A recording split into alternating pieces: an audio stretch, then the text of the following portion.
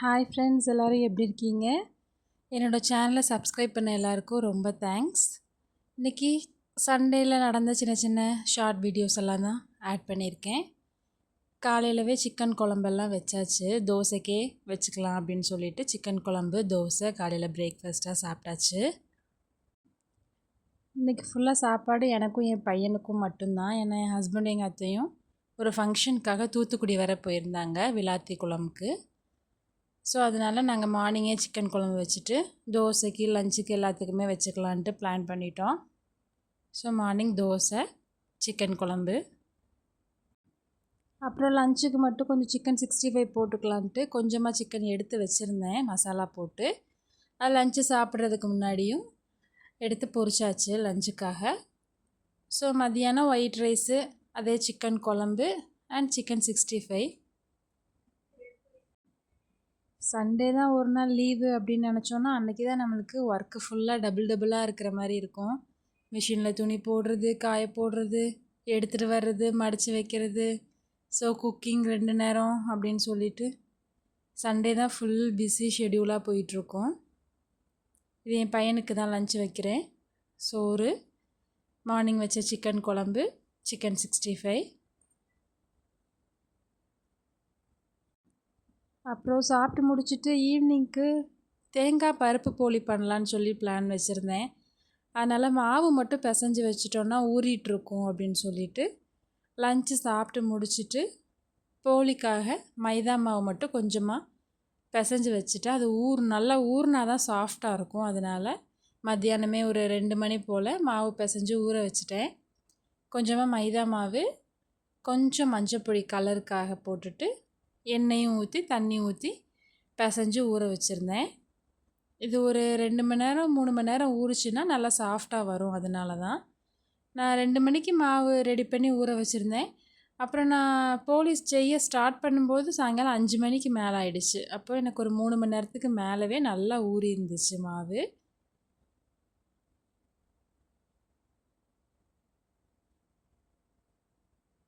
இப்போ நான் ரெடி பண்ணுற பூரணம் நான் பண்ணுற வீடியோலாம் போட்டிருக்கேன். அது வந்து நம்ம மல்டி பர்பஸாக கூட யூஸ் பண்ணலாம்.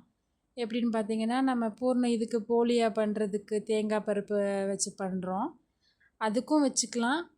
அப்புறம் விநாயகர் சதுர்த்தி அப்போ பூரண கொலக்கட்டை பண்ணுவோம் இல்லையா, அதுக்கும் அந்த பூரணம் வச்சுக்கலாம்.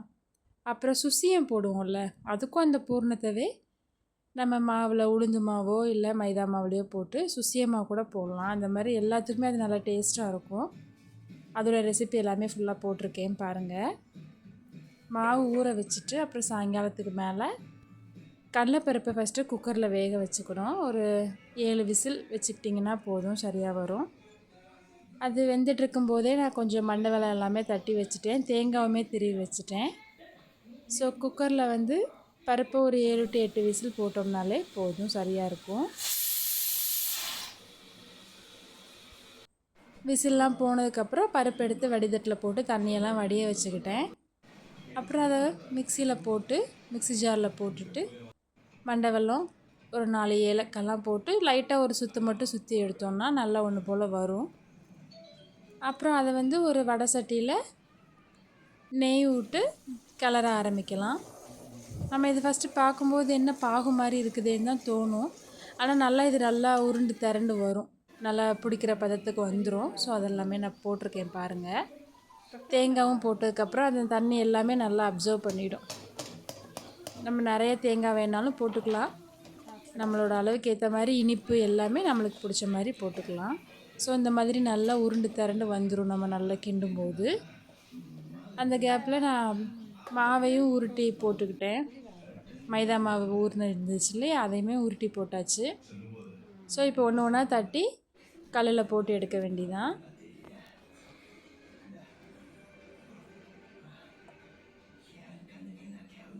நம்ம இதை கையிலேயே தட்டலாம், ஏன்னா நல்லா ஊறி இருக்கும், சாஃப்டாக வருங்கிறதுனால ஈஸியாக நம்ம கையிலவே தட்டிக்கலாம்.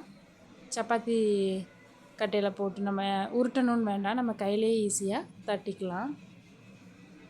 நல்லா பூர்ணம் நிறைய வச்சு பண்ணோம் அப்படின்னா தான் நல்லா சுற்றி எல்லா பக்கமுமே ஸ்வீட்டாக இருக்கிற மாதிரி இருக்கும். இல்லைன்னா ஒரு பக்கம் கொஞ்சம் மாவாக இருக்கிற மாதிரி அந்த மாதிரி இருக்கும். அதனால் இதை உருட்டும் போது அப்படி இந்த எக்ஸஸ் மாவு இருந்துச்சுன்னா அதை அப்படியே பிச்சு வெளியில் வச்சிடலாம். அப்படின்னா நம்மளுக்கு எங்கேயுமே வெறும் மாவாகவே இருக்காது, எல்லா பக்கமும் நல்லா பூர்ணம் நல்லா ஸ்ப்ரெட் ஆகி வரும். அந்த மாதிரி நல்லா தட்டிக்கலாம். அந்த மாதிரி கையிலவே நல்லா ஃபுல்லாக ஸ்ப்ரெட் பண்ணி விட்டுட்டோம்னா சாஃப்டாக வரும். கொஞ்சம் திக்காக அப்படி கட்டியாக போட்டோம் அப்படின்னா ஹார்டாயிரும். அதனால் நல்லா எவ்வளோ தூரம் ஸ்ப்ரெட் பண்ண முடியுமோ அந்த அளவுக்கு நல்லா ஸ்ப்ரெட் பண்ணி எடுத்துக்கிட்டோம்னா சாஃப்டான போலியாக கிடைக்கும் நமக்கு. அதனால் நெய் விட்டு நல்லா சுட்டு எடுத்துக்கலாம் கல்லில். இந்த நெய் வந்து எங்களுக்கு ஒரு அக்கா விற்கிறதுக்கு வருவாங்க, அவங்க வீட்டிலவே ரெடி பண்ணி கொண்டு வருவாங்க. நல்லா செமையாக கமன்னு வாசமாக இருக்கும் இந்த நெய். அவங்க வீட்டிலவே ப்ரிப்பேர் பண்ணி கொண்டு வருவாங்க. நம்ம கடையில் வாங்குகிற நெய்யை விட நம்மளுக்கு நல்லா கொஞ்சம் ரேட்டுமே ஒரு 50 ரூபா, ஒரு 1 லிட்டராக வாங்கினோம்னா 100 ரூபா கூட குறைச்சி தருவாங்க நம்ம ரெகுலராக வாங்கிட்டு இருக்கிறதுனால. ஸோ ஒன்று ஒன்றா போலியை போட்டு சுட்டு எடுத்தாச்சு.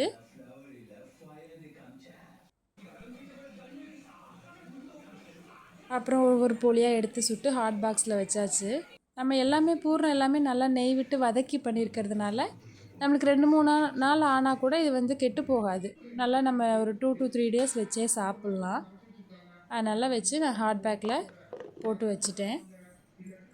அப்புறம் ஈவினிங்கில் மேலே போயிட்டு துணி எடுத்துகிட்டு வந்துடும் காய போட்டுறத அப்படின்னு சொல்லிட்டு போனேன்.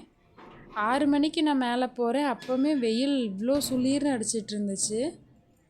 சாயங்காலம் இது வந்து 5:50 நான் மேலே போகும்போது. அப்போவுமே எவ்வளோ வெயில் அடிச்சிட்டு இருந்துச்சு மாடியில் பாருங்கள். ஸோ எடுத்துகிட்டு வந்து துணியெல்லாம் எடுத்து மடித்து வச்சாச்சு. அவ்வளோதான் ஃப்ரெண்ட்ஸ், என்னோடய வீடியோ வாட்ச் பண்ண எல்லாருக்குமே ரொம்ப தேங்க்ஸ். சேனலை புதுசாக பார்க்குறவங்க சப்ஸ்கிரைப் பண்ணிக்கோங்க, லைக் பண்ணுங்கள், ஷேர் பண்ணுங்கள், கமெண்ட் பண்ணுங்கள். அப்போ தான் நான் போடுற வீடியோஸ் எல்லாமே உங்களுக்கு உடனே நோட்டிஃபிகேஷன் கிடைக்கும். தேங்க்ஸ் ஃபார் வாட்சிங் ஃப்ரெண்ட்ஸ். Bye bye.